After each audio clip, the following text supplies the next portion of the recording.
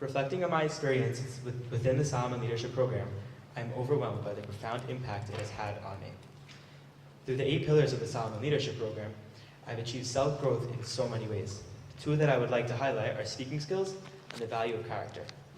I feel comfortable talking to others and owning a conversation, and I understand how to be more tolerant and open to others.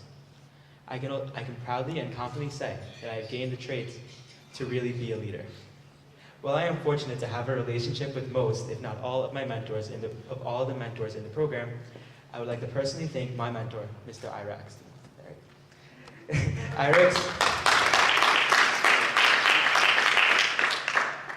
Ira expressed the values of leadership and confidence within our bi-weekly mentor hours, and his broad background in business tied with his personal skills enabled me to easily grasp his values and apply them to myself.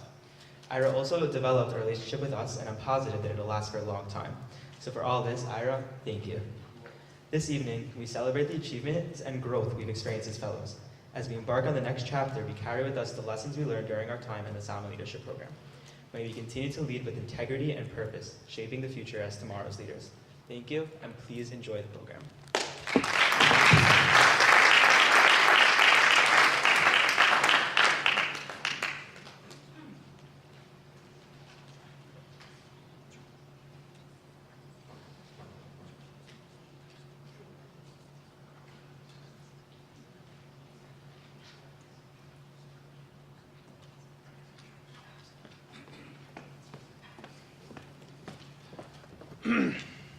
Good evening, welcome. Pleasure to have all of you here tonight.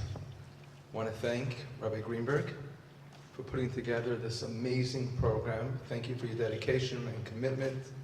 The success of this program is thanks to you. Thank you so much, Rabbi Yaakov.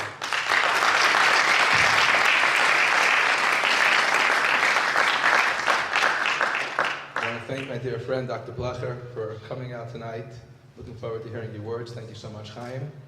I want to also thank President Carney.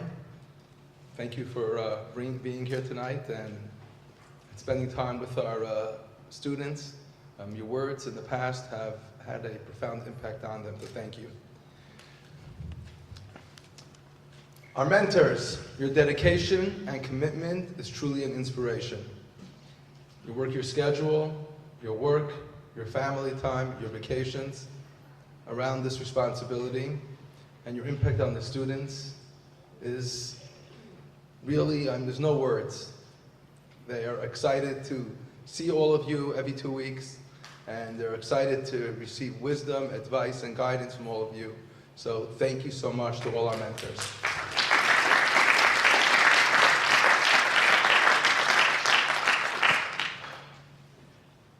This program is all about leadership. It's all about leadership. As many of you know, we are early in the month of Nisan, the month of Passover. And the theme of this month on the Jewish calendar is all about leadership. In many communities, every day of this month, in the first 12, 13 days of this month, we recite in the end of the morning prayers a reading called Nisim, leadership. Why? Because when the Jewish people were in the desert, when the first temple, the first Mishkan was dedicated, it was dedicated when? Yesterday, on the first day of the month of Nisan. And the first 12 days of the opening of the Mishkan, each one of the leaders brought their gift for the opening, the dedication ceremony of the temple. So the theme of this month is about leadership. So tradition tells us that when the temple opened, all the leaders requested to bring a dedication, to bring a gift. Moshe said, wait a minute. Nasi echad, one at a time. We're not going to bring it all together. Each one of you are going to have your moment in your day. Each one of you are going to bring a gift one day. Therefore, for the first 12 days of the month, each leader of the 12 tribes brought a dedication. But the dedication was the same. Everybody brought the same gift. Our sages tell us, what a powerful lesson. Every one of these leaders might have brought the same gift, but Judaism, Moses, wanted to give each one their moment to shine. Give them their space, their contribution, that others could stand aside, clap for them, Be proud of them, encourage them.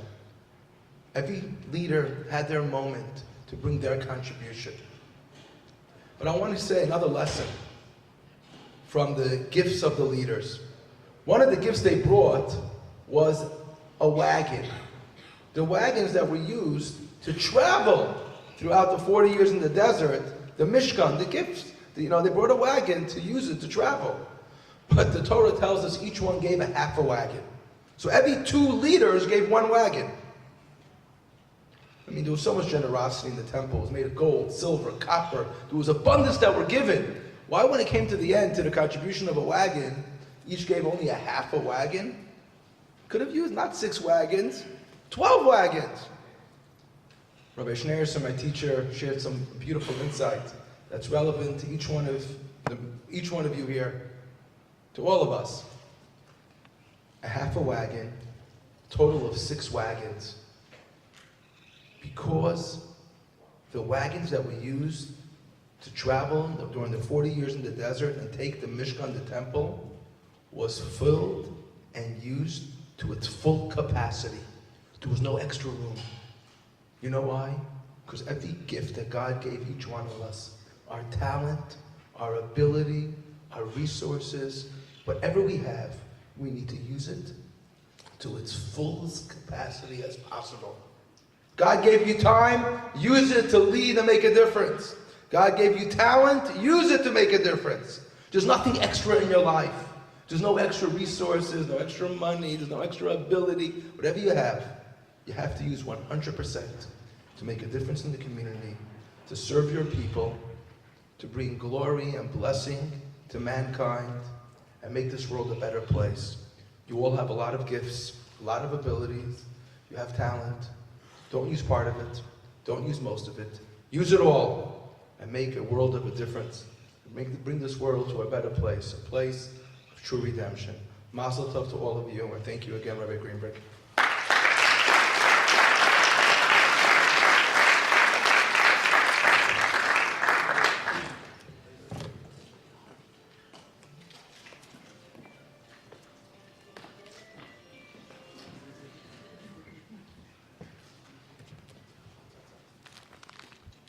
Good evening. My name is Shoshana Meyer, and it is my honor to speak tonight about our homeland, Israel. The terrible attacks of October 7th happened shortly before we began our Solomon Leadership Program journey, and it quickly became clear that good leadership and a strong moral compass are needed now more than ever before. As a proud fellow of Solomon, the concepts taught at Solomon have helped me navigate this challenging landscape. I am fortunate to have had Major Joshua Zager as my mentor during the Solomon Leadership Program. He has served in both the Israeli Defense Forces and the United States Marine Corps as a fighter pilot. Major Zager's dedication to Israel and the United States has taught me the importance of service to Israel. During this challenging time, it is important that we continue to help in the ways that we can. While I will not be serving in the Israeli Defense Forces, I hope that one day I will be able to give back to Israel through my future career as Major Zager has done. My family's Jewish background has always been important to me. On my father's side, I'm the proud great-granddaughter of Holocaust survivors, and my grandmother was born on a kibbutz 1 year before the founding of the State of Israel. On my mother's side, my grandparents have dedicated their lives, both personally and professionally, to Judaism and the State of Israel. I am extremely proud to have a special connection to Israel, and the Solomon Leadership Program has taught me to be even prouder of my Jewish roots. The confidence and success of the Solomon Leadership mentors and speakers in both secular and Jewish realms has inspired my own confidence in my Judaism, and has taught me the importance of standing together as a community during this challenging time, especially as I enter the next chapter of my life. Above all, we have learned that leadership takes a community. As we have seen the Jewish people unite together in the face of tragedy, let us hold on to that sense of unity that has helped us. As leaders, we carry our moral compasses and the lessons we have learned at Solomon, and pray together for the safety of our soldiers, our hostages, and our people of Israel.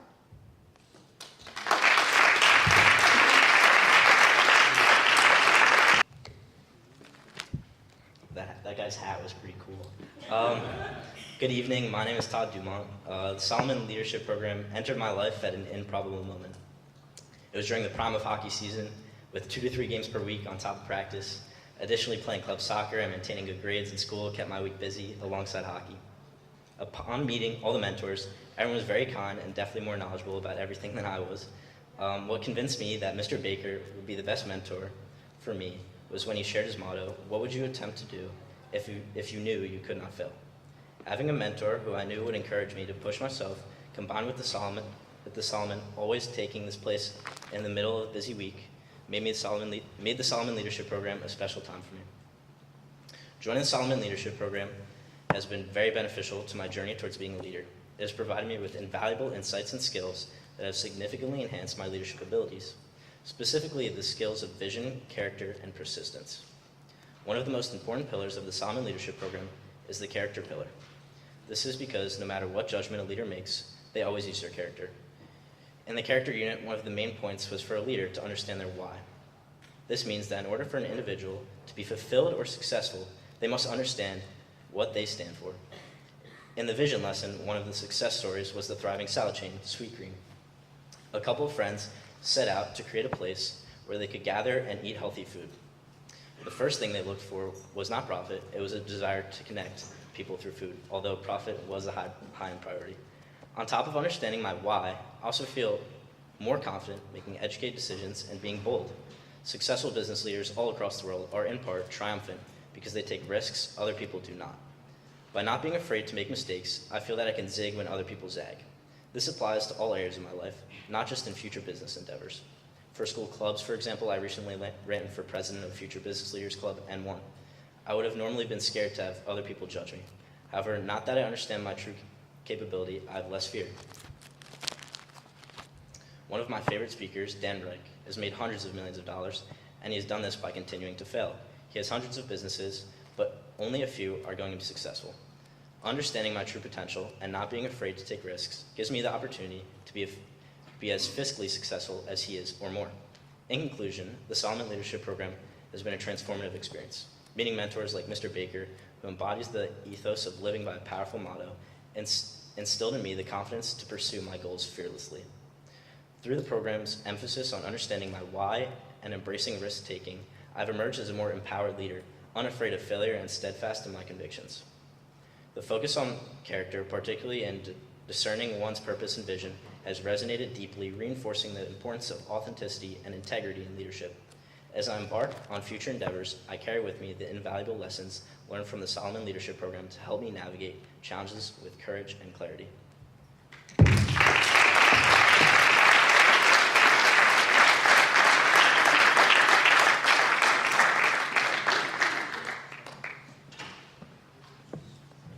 Hi, my name is Linda Hannon. As I reflect on my journey within the Solomon Leadership Program, one individual stands out as a beacon of guidance and wisdom, my mentor, Miss Iris Acker.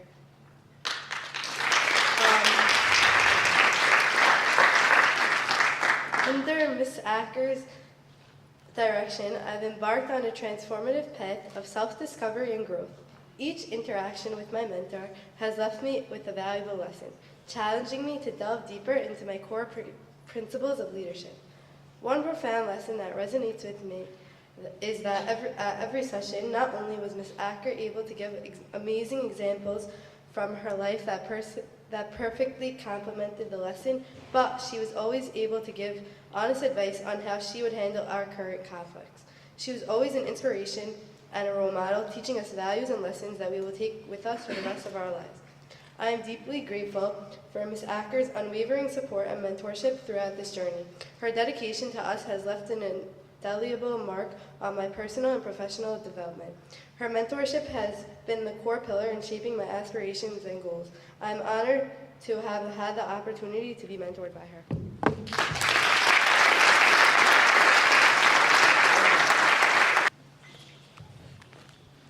Hi, my name is Avery Noodleman. Through my time participating in the Solomon Leadership Program, my mentor, Mr. Baker, influenced me through thought-provoking and detailed discussions related to each pillar. Every week, Mr. Baker inspired fantastic debates in our group about what each pillar meant to us, how we each interpreted it, and how we would use what we learned in the real world. Mr. Baker also taught me something that I found to be very meaningful. He taught us that failure is okay, and that we shouldn't be afraid to fail, but instead know how to rebound and not wallow in disappointment. That stuck with me, and I'm forever grateful and thankful for that much-needed insight. This experience has taught me more than I could have ever imagined, and I thank Mr. Baker sincerely for teaching and guiding my fellows and me along this great journey. Please come to the stage and accept a small token of appreciation. Thank you.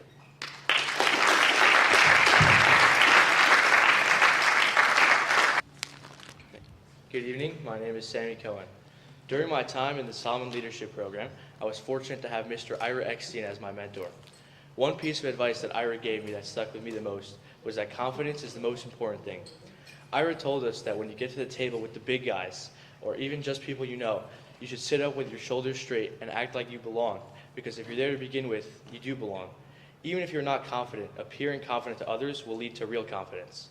Ira told me that having confidence in your decisions, in your actions, in your successes and your failures, and ultimately in yourself, is what leads a person towards growth and greatness. I really appreciated my time in the Solomon program under the mentorship of Mr. Eckstein. He has helped me grow into a better person with solid values and has given me tools and skills to be set up for success in the future. Please come up to the stage to accept this small token of our appreciation.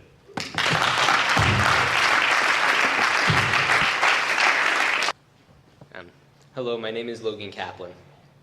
In my time at the Solomon Leadership Program, I was mentored by Mr. Gross. During these past few months, we had very many great speakers who've all accomplished incredible things.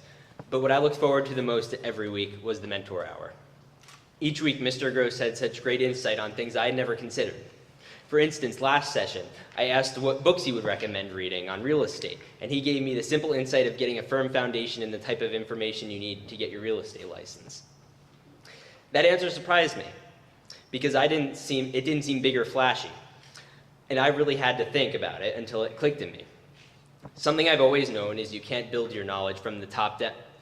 Something I have always known is that you can't build your knowledge from the top down. You need to know the basics and build on them. It is this mindset that has really given me a paradigm shift in the way I think, going from more macro mindset to micro. This is just one example. There are a great many I wish I could share. I want to deeply express how grateful I am to Mr. Gross for everything. From advising me on everything like my Eagle Scout project to giving us much insight on what to do and especially what not to do. And importantly, almost above all, anything else, to putting up with me and Avery Noodleman. With all that being said, I have been reliably informed we have something shiny to give you over here.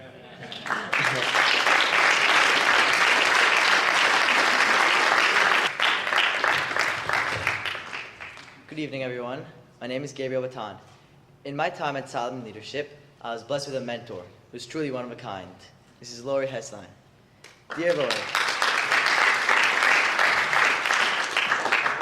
thank you so much for all that you have done for me. You've truly made enormous sacrifices in your life to help me grow. Flying in from Florida and taking time out of your week to mentor me as you did every session truly shows how dedicated you are to me and Jacob. You are truly incredible. From day one, your career impressed me greatly. With your solo act of being a woman in a man's business was awe-inspiring.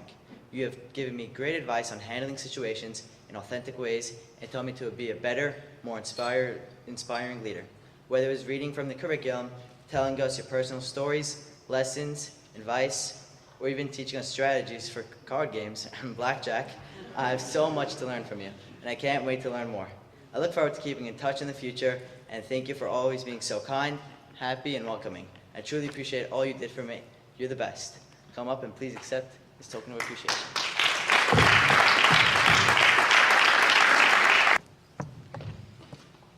Hello, my name is Joseph Abadi, and I am honored to have chosen Mr. Morrison as my mentor. During the time I spent learning with him at the Solomon Leadership Program, he taught me a lot of valuable lessons. Mr. San taught me what hard work looks like. He exemplifies the essence of hard work, demonstrating it through his dedication to every task and his commitment to physical fitness, like running triathlons, even in the face of challenges.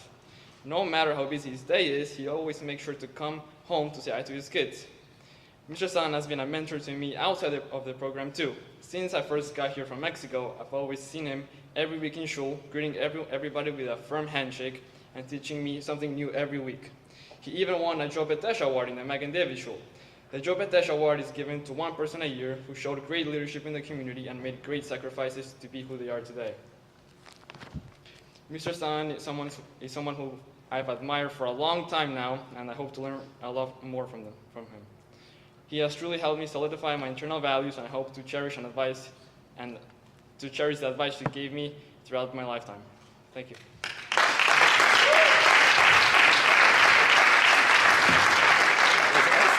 Good evening. My name is Daniel Heaney, and it's been an absolute pleasure learning under Major Zager during the Solomon Leadership Program. Major Zager has influenced me in so many positive ways and has helped me with my morals by teaching me important life lessons. Not only did he help me become a better leader, but he also helped me become a better person. Major Zager would almost always start our talks by asking me and my group members how we were doing and what's going on in our lives. I always felt so connected to Major Zager because he actually cared about me as a person and not just me as a leader. One specific time I learned from Major Zager was when he challenged one of the speakers respectfully, who was a mayor, while the speaker was allowing us to ask questions. Major Zager wasn't afraid to speak his mind in front of someone of authority. Also, during our discussion about tolerance, Major Zager discussed how you shouldn't be so tolerant that people walk over you and take advantage of you. All these lessons I learned from Major Zager, I will be applying to my everyday life. Thank you, Major Zager, for being my mentor and teaching me valuable lessons that have changed my life for the better. Please come up on stage. A heartfelt thank you to all of our exceptional mentors. Please join me in giving them a resounding round of applause.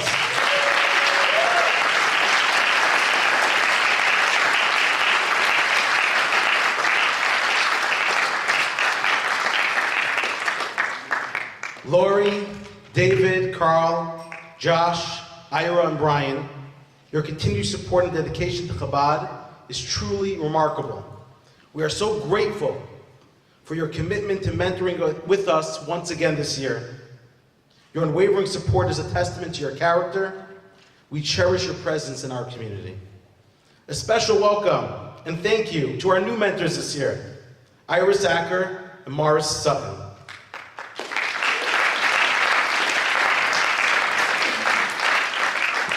Your contributions this year were outstanding, and we eagerly anticipate your return next year.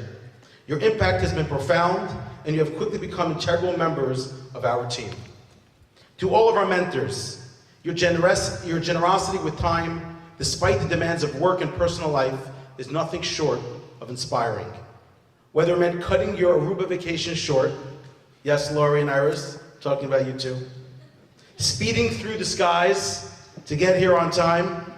We all know who we're talking about over here. There's Josh somewhere. Josh.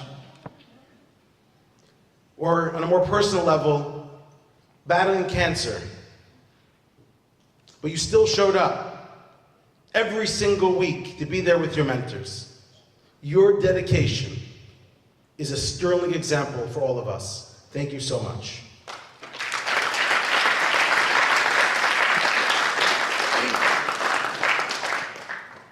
And our last mentor, Brian Noodleman. Please join us on stage to receive your reward. Brian, your readiness to step in whenever is needed, you're invaluable to both Solomon and to Chabad. Your contribution has made you an indispensable part of our team. Your selfishness and commitment, your selflessness, your selflessness and commitment. I was like, who wrote the speech over here? Doing whatever is necessary without seeking personal accolades truly exemplified leadership by example. We are immensely grateful for your dedication and look forward to continuing our journey together. Thank you so much, Brian.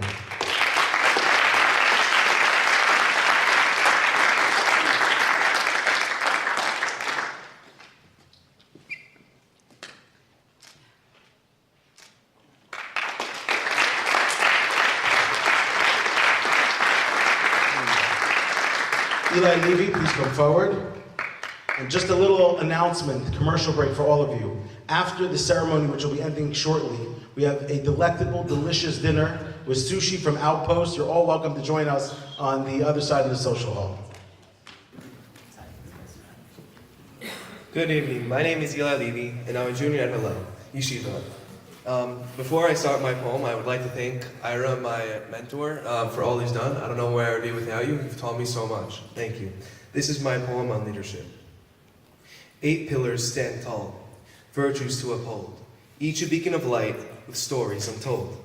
Character, the foundation, firm and true, rooted in an honor and integrity which make you. Tolerance, a bridge, connecting diverse souls. Empathy, a feeling, understanding its role. Communication, the eloquent art, making connections from heart to heart. Vision, a compass, guiding the way. In dreams and aspirations, leaders sway. Persistence, a fire that never goes out. Through challenges and adversities, there's no doubt. Empowerment, the gift to inspire. Igniting sparks of potential, rising higher. Strategy, a plan, created with wisdom. Solving problems gives us freedom. Judgment, the scale, balancing two sides, in which both sides can find. With these pillars, strong leaders lead the way, guiding humanity to a brighter day. Thank you. I'd like to call upon James Matthew to begin his virtual presentation.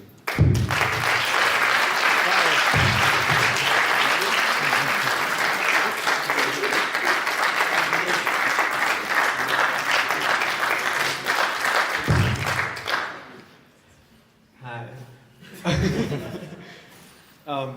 What's bigger, an elephant or a tiger? An elephant.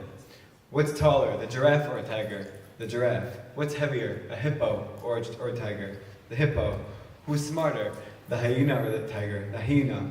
Even though giraffes are taller, elephants are bigger, hippos are heavier, and hyenas are smarter, the tiger is still feared by all.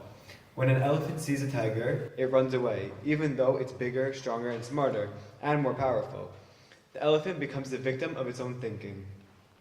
But when the tiger sees an elephant, it charges because it believes that it can eat the elephant. The tiger's attitude makes all the animals respect it more than any other animal. Imagine two people with the same skills, degrees, economic conditions, location, and facing the same problem. One thinks lunch, while the other person thinks danger. The difference is attitude, which comes from our beliefs. Our actions show what we believe. We become what we believe. Beliefs can limit us. No degrees, training, titles, money, networking, or people could replace our beliefs. So stop thinking, I can't do this. Stop making excuses. Change your belief system. In leadership, attitude plays a crucial role. Leaders who approach challenges with a positive and determined mindset are more likely to inspire others and achieve success.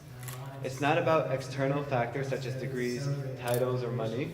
It's about the belief system that drives actions and shapes outcomes. Instead of thinking, I can't do this, we should change our belief system to, I can, and take action to make it happen. By changing our beliefs, we change our outcomes and become leaders that we aspire to be. Thank you. Everyone, my name is Zachary Cohen, and I'm honored to stand before you today as we come together to celebrate our graduation. Throughout Solomon, we've had the privilege of learning from accomplished leaders, including Mr. Dan Reich, serial entrepreneur for the character pillar, Mr. Drew Fromkin, healthcare innovator for the pillar of tolerance, Congressman Frank Pallone, U.S. representative for communication, Dr. Gail Cross, endodontist, philanthropist, and community leader for the pillar of vision, Dr. Patrick Lehigh, Monmouth University president for the pillar of empowerment, Sheriff Sean Golden, Sheriff of Monmouth County for the pillar of persistence, Mr. Adam Brankmans, the group hub pioneer and community leader for the pillar of strategy, and Mr. Adam Harris, managing partner at Israel David LLC. Tonight, we will hear one final message about leadership, something for each of us to use as we become the future's leaders. It gives me great pleasure to introduce our esteemed guest speaker, Dr. Chaim Blecher. Chaim was born in Israel. Chaim was born in Israel and immigrated with his family to upstate New York in 1988 at age 15. After graduating high school, he went on to Binghamton University and studied economics. He then attended medical school in Syracuse and proceeded to an orthopedic surgery residency. Post-residency, he specialized in spinal surgery at the New York Institute. Chaim had a successful career in complex spinal reconstruction and spent the majority of his practice at Robert Wood Johnson University Hospital. After 13 years in practice, Chaim decided to change path and create Gal Ventures, an early-stage venture capital entity focusing on Israeli and U.S. technology. Chaim is a husband, father, surfer, and proud Zionist. Without further ado, please join me in welcoming Dr. Chaim Blecher as he shares his insights and wisdom with us tonight. I'm sure we will each take away an important message about being the leaders of the future.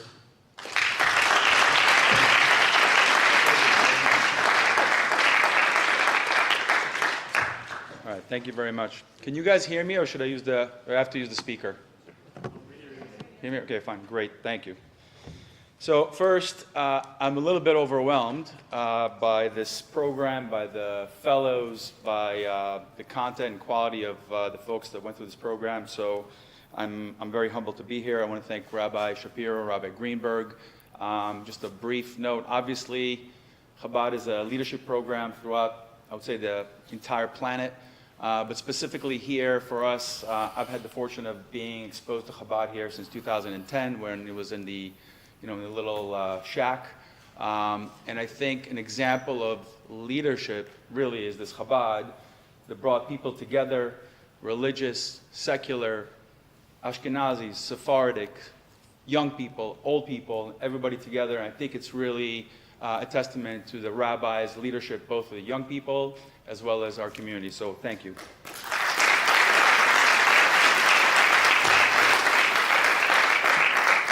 So it's 2004.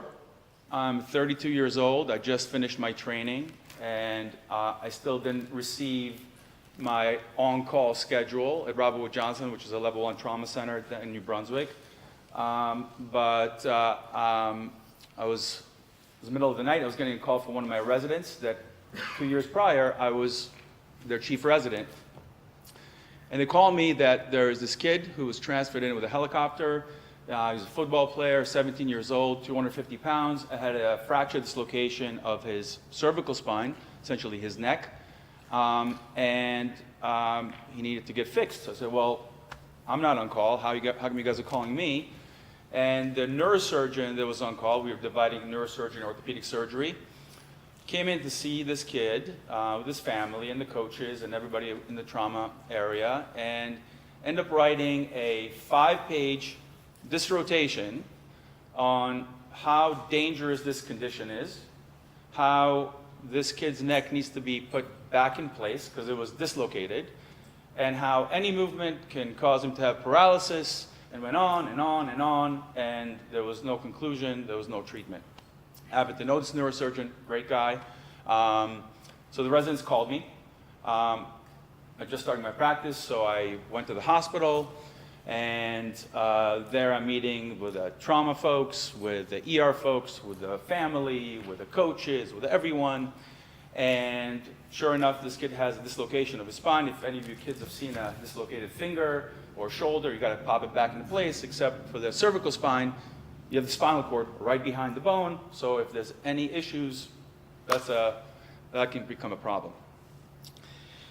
So I went and spoke with the family. They were really, I would say, disoriented, frightened, and they're looking at me, and I'm 32 years old, and I saw a neurosurgeon who's a well-known neurosurgeon in town, and I had to have a conversation with them. I'm going to end that story right there, and we're going to go back and rewind to 1988. So 1988, I remember I was on an escalator from in Ben Gurion Airport with my family, leaving Israel. And that was, I would say, a culmination of about a very tumultuous 2 years. I grew up in a town in Israel called Bat Yam back in the 70s. That town was, let's say, less than ideal in terms of the environment. It was a lower socioeconomic set of circumstances. And I had a great childhood. I thought I had a great childhood, but obviously in retrospect, it wasn't necessarily ideal. And I was doing fine. I was a surfer, I did some judo, I was okay in school. And then my parents told me that we're moving to the United States in about a year and a half. And I would say over the ensuing year and a half, things kind of got a little bit disoriented. I think schoolwork didn't seem that important. I think the future didn't seem that important. The only thing that seems to be pretty important, pretty fun was surfing and hanging out with my friends. And I would say that schoolwork was gone. I kind of started failing school, a lot of conversations with my parents and the principal, and all those kind of things. So that was kind of my last year and a half in Israel, pretty tumultuous, and we were going to an unknown place, and I didn't know much about it, and we moved. And we landed in JFK and went to Brooklyn, like all good Jews do. And I was in Sheepshead Bay for about 2 to 3 weeks. And then my parents shipped me up to upstate New York, where they were planning on living. So we lived with my aunt and uncle who lived up there, and I started school in upstate New York. Needless to say that going from Bat Yam, Israel to upstate New York, I might as well landed on the moon and would have had more to relate to the folks there. But that's what happened. I would say that the first 3 months of being there was tumultuous is not necessarily the right word. It was very chaotic. I didn't get along with anybody. I caused a lot of problems. But I did have something to hang on to, which is wrestling. So I did judo my whole life. Kind of fell by the wayside towards last year in Israel, but there was a wrestling team. So I walked onto the wrestling team, not really knowing how to wrestle. I knew judo. I figured I'll figure stuff out. What that gave me is a little bit of camaraderie, a little bit of familiarity, and a little bit of confidence in a very I would say very an environment that did not instill a lot of confidence in me. The language, the culture, the freezing cold of Albany, New York, and that was kind of like a very small step forward in what otherwise was fairly chaotic.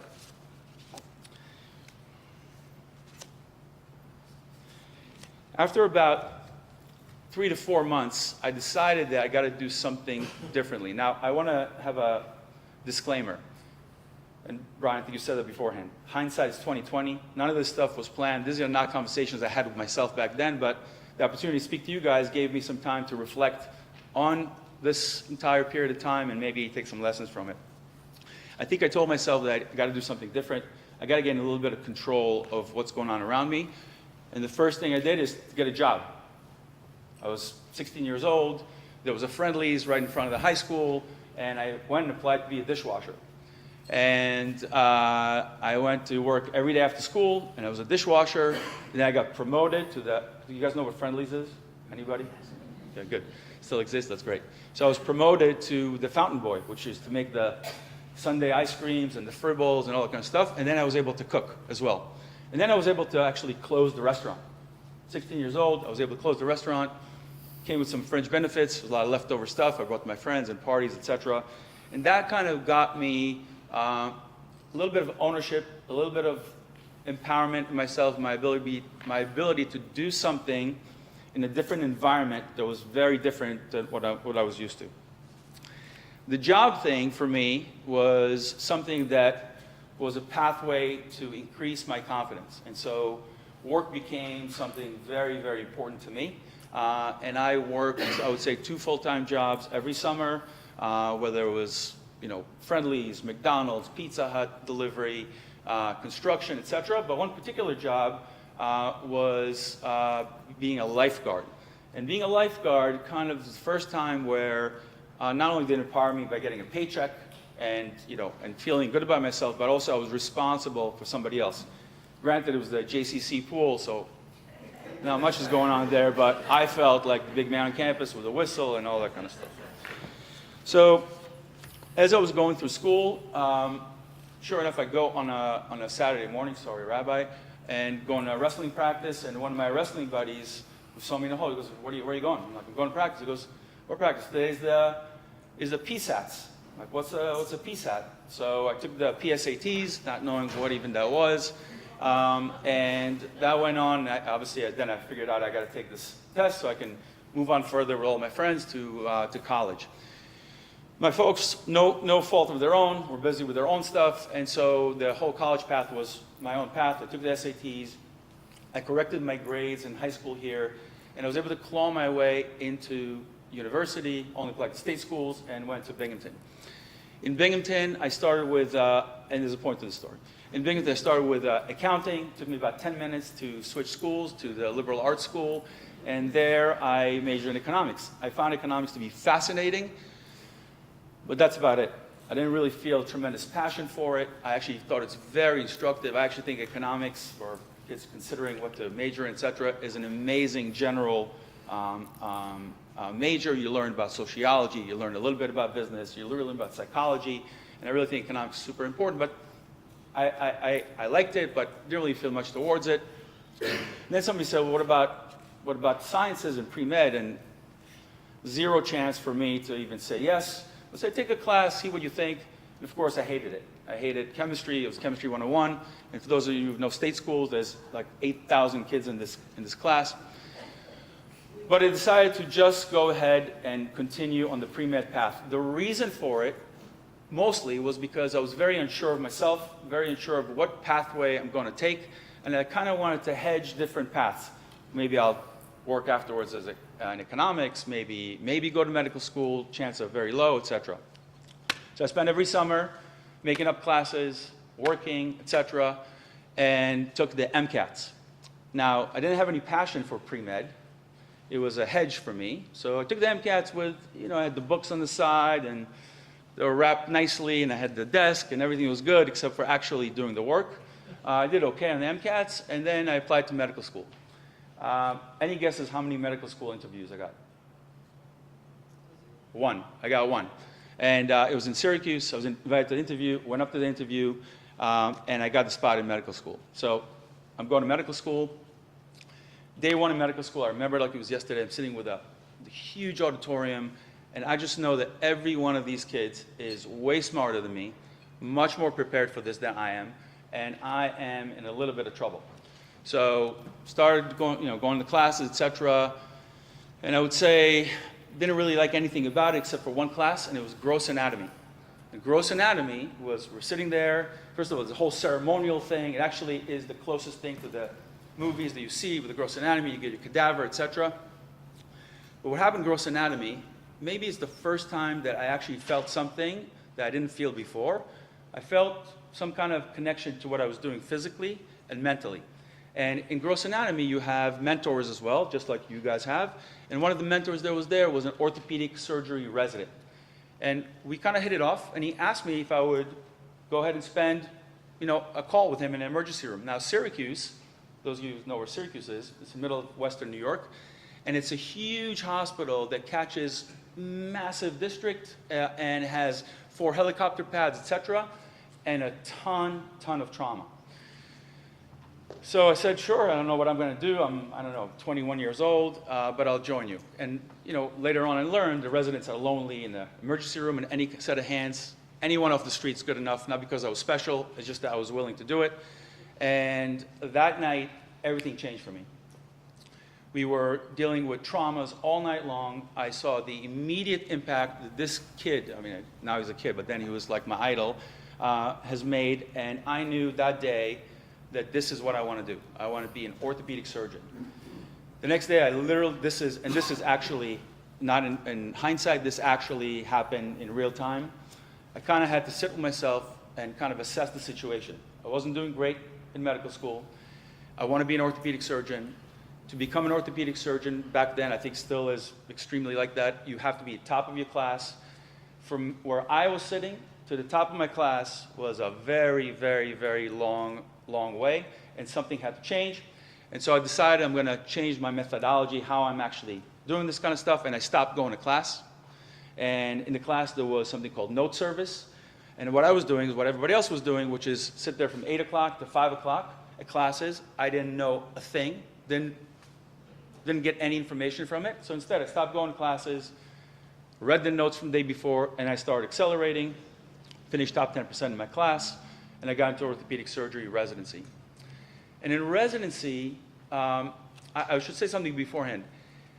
When I knew that I wanted to be an orthopedic surgeon, the one thing that I did, I think, that kind of incorporated the fact that I lacked some confidence, said, you know what, I'm going to outwork everyone, not just in school, but I'm going to tag along with the orthopedic guys. I'm giving my beeper number, they can call me anytime, and I really started working with all these guys. So by the time I was a junior, senior in medical school, 3rd and 4th year, I've already participated in a ton of surgeries, and I started to get a lot more confidence. And as you gain the trust of the folks you work with, they start to give you some things. So they started giving me some cases to do. Obviously not by myself, but even suturing skin when you're a 3rd year in medical school is a massive thing. Very empowering thing, very transformative, at least it was for me. And when I got into residency, I hit the ground running, and my entire thing was very, very simple. I wanted to focus on one thing and one thing only. I didn't want to publish papers. I didn't really care about what somebody says about me in academia somewhere. I wanted to be technically an excellent surgeon. And that to me was my focus, and kind of everything else kind of fell by the wayside. It wasn't I wanted to lead people. It wasn't I wanted to be, an example to folks. It was actually about myself, and was about the specific field that I wanted to master. I would say I can, and I'm not, and Rabbi knows I'm uncomfortable, it's not arrogant or give myself compliments, etc. But I outworked everyone, period, end of story. So if you talk to folks that were my residency, my attendings, etc. And the reason I did it, because I felt like something is chasing me constantly.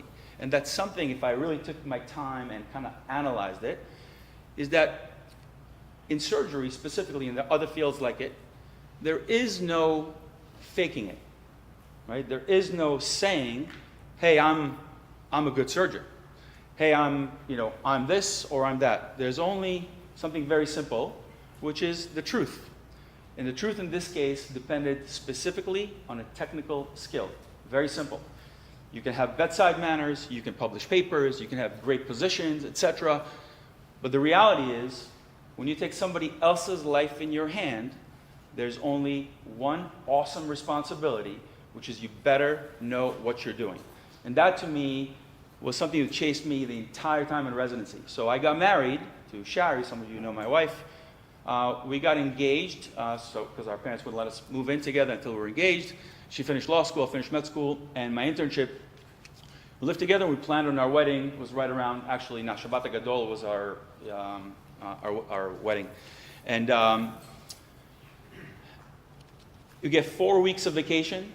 I took 1 week, my internship year, to get married, and it was the week before the wedding because we had a lot of people coming from Israel. As you go on in residency, every year, this is a 5-year residency, you take on more and more responsibility. So when you're an intern, you're responsible for yourself and your co-interns, and you're just trying to survive. When you're a second year, now you have some interns, now you have some medical students, now you're starting to work out what we call the call schedule. You start dividing up the days of the year, who takes call when, etc., and so on and so forth. One thing that I made sure is that I wanted to make sure if anyone looked at anything, that I always take the lion's share of the call schedule, take the lion's share of the work. And I think and again, this was, I don't know why I wanted to do it. It wasn't a planned thing, etc. Again, maybe it was that thing that was chasing me to make sure that, I don't leave any doubt that I'm excellent at what I'm going to do. But what that created are two things. Number one, created credibility. Credibility to my attendings, who are my mentors, and created credibility between my co-residents, both senior residents and junior residents.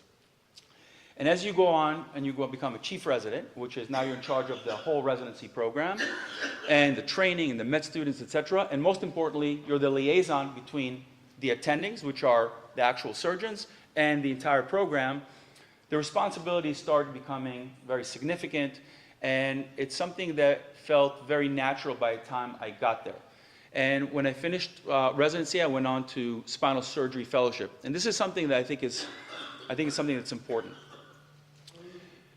Coming from the background I came from and going to state school, didn't really have any, I would say, medals, right? I didn't go to an Ivy League, etc. So when it came time to fellowship, I was now in a different place, and I was offered a lot of different opportunities. And one in particular, I remember, I was in the operating room.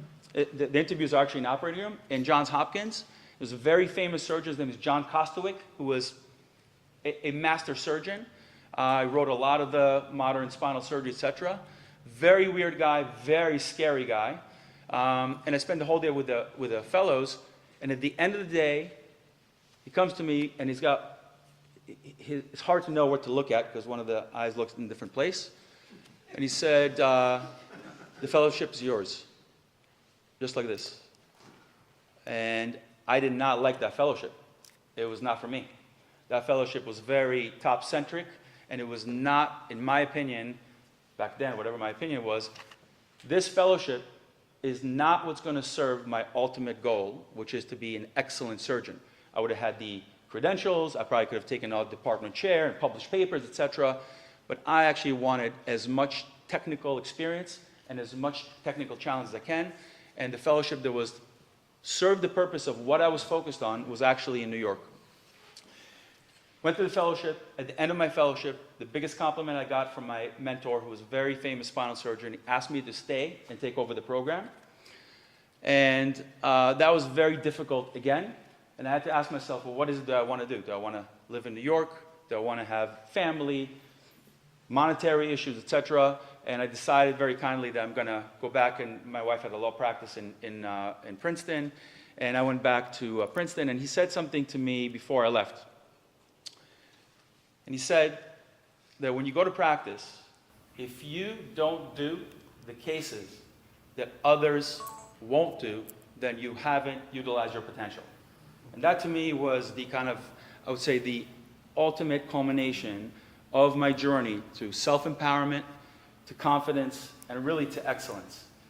So fast forward, now we're back in that evening with a kid that has the dislocation.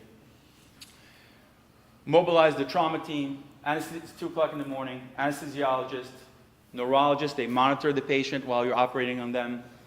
Need to have the equipment come in, so there are different companies that bring in the equipment. We go into the operating room, you need to have an entire team of people very carefully transfer this patient to the operating room, and then we have to reduce the neck, which is essentially putting in pins in the head, pulling it with weights, reducing it anatomically, and then fixing it. And patient did great, woke up, walked away from the hospital, came to visit afterwards, parents are happy, and everybody was happy. So the reason I went through this is twofold. Number one, you kids are miles ahead of where I was. Some of you know exactly what you want to do. This lecture was not for you. This talk was not for you. I suspect, however, what you want to do, truly what you want to do, or truly what you're going to be good at, is still going to reveal itself to you. Right? So I would be flexible about it. I would make sure that you kind of look at opportunities. And once you find what you really want to do, what you really want to be good at, the only thing that eventually matters is the truth, right? You can't just say it. You can't just act it. You can't just be it. Of course, you can't be too timid, but you really have to pursue it with everything you have. And to me, leadership, some are born with it, just like some are born with certain skills.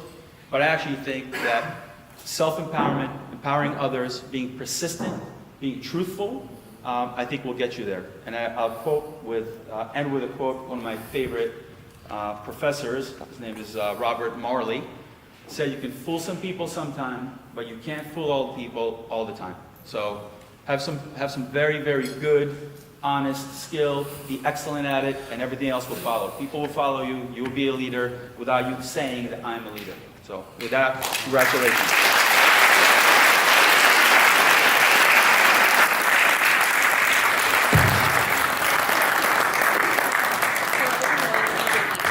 My name is Ava Esther Ehrlich, and I'm truly honored to give the closing remarks for this evening's ceremony. Congratulations to the Solomon Leadership Program graduates of 2024. I'm so grateful I had the opportunity to meet you all and build friendships. I would like to thank Rabbi Greenberg and all the amazing mentors for making this program so memorable and teaching me valuable lessons I will carry with me for the rest of my life. I would like to start by thanking my mentor, Mrs. Iris Acker, for sharing so many fascinating experiences with me and our group, and being a wonderful mentor, as well as role model. As we stand here at graduation, I would like to look back at the first day of the program, the meet and greet. Please reflect on our first day, our first step into the ballroom. I remember I was scared and anxious. I didn't know what to expect. I was shy and kept to myself. Now, look around at this warm community we have built together. As time went on, my confidence in myself, in my person, and in my decisions has changed tremendously. I owe that all to this program. Throughout these months, we have all studied how to be a leader. How do you be a leader? Well, we learned about 8 different pillars. We studied character, tolerance, communication, vision, empowerment, persistence, strategy, and judgment. We heard from so many inspiring speakers and had meaningful conversations with our mentors and our peers. However, being a leader is not about being able to explain exactly what every pillar means. It is about using it in our daily lives. It is about taking the wonderful opportunities we have been given to our advantage. We have the opportunity to sit here and learn step by step from extraordinary leaders how to be successful. This is not something that many people are able to experience. My biggest takeaway from the entire experience, and my favorite pillar to learn about, was character. It is so important to always remember your values and your core. Think about others and remember that when you do good, good comes back to you. A quote that has stuck with me is, "A good objective of leadership is to help those that are doing poorly to do well, and to help those that are doing well to even better," by Jim Rohn. I would like to leave you all with these final words to think about, and I hope you remember them. A leader is a person who people are drawn to. A good leader is someone that people would follow even if they had no position of power. Congratulations, thank you all for being here, and enjoy the rest of your night.